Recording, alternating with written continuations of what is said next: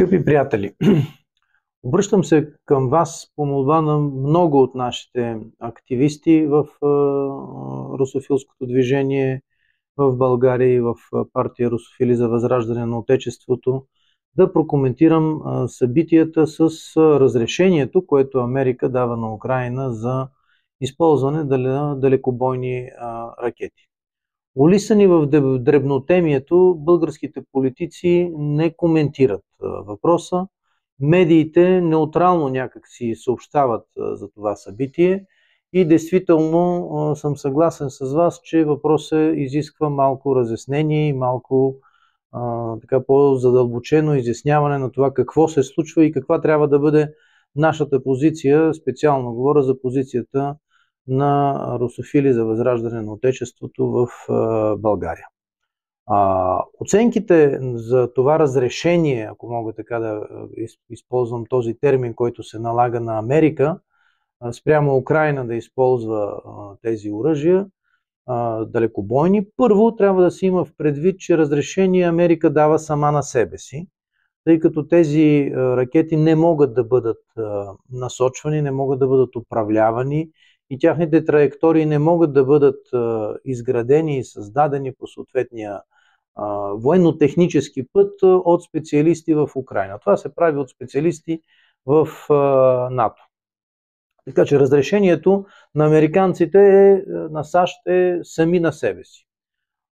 Оценката на ситуацията е от това, че това е динена кола за Доналд Тръмп, динена кора за Доналд Тръмп по отношение на предстоящите негова инаугурация и неговото желание за сключване на някакви спогодби, които да доведат до траен мир в региона на Украйна и Европа, който е с непосредствена близост до нас.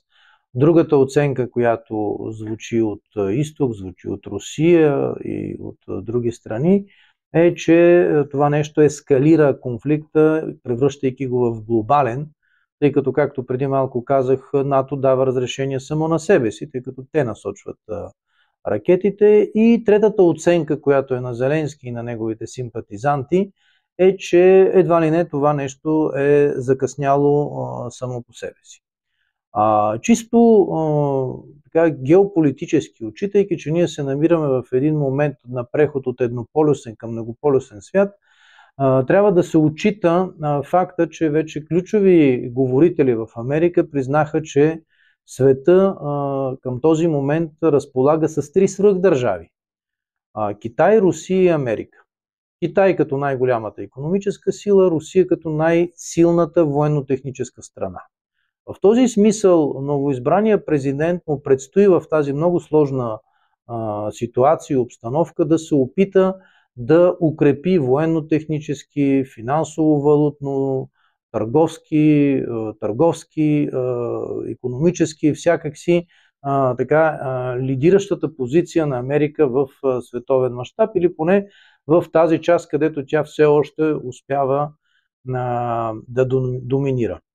Отчитайки тази реалност, трябва да имаме в предвид и факта, че самия факт на запалването на конфликта в Донбас е предизвикан преди всичко от това, че близостта на Донбас до инфраструктура, която е чувствителна за Русия, е един от основните мотиви и една от основните цели, които са поставени в Русия, започвайки специалната операция в Донбас, е неутралитета, демилитаризацията и денацификацията на този регион. Тези ракети, достигайки до чувствителната инфраструктура на Русия, естествено Русия има опасност, защитавайки себе си, защитавайки своята чувствителна инфраструктура, да приведе в действие своите мощен ядрен и военно-технически потенциал в сблъсъка с Запада. Повода, който е задълбочаването на отношението на Русия с Корея, той също има своето военно-техническо обяснение, тъй като имате предвид, че тези няколко години, които и от украинска страна, и от руска страна тече една така взаимна артилерийска канонада един към друг, Естествено, това до голяма степен извехтява оръжията и на единия и на другия.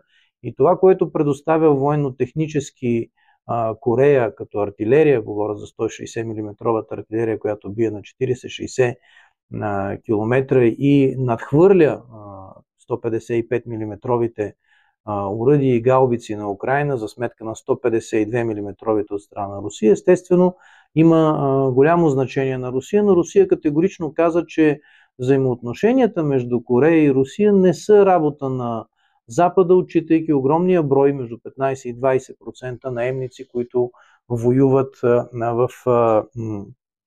в този конфликт. Така или иначе, естествено, това, което наблюдаваме в новата администрация на САЩ, хората, които ще бъдат привлечени в екипа на Доналд Тръмп, показва, че акцента ще бъде Израел и като че ли има някаква светлина в тунела за някакъв път на договаряне, макар и с опит за ултиматум от страна на Запада спрямо Русия, който няма как да бъде приет. И в тази ситуация какво трябва да направят българските политици и какво трябва да направи България?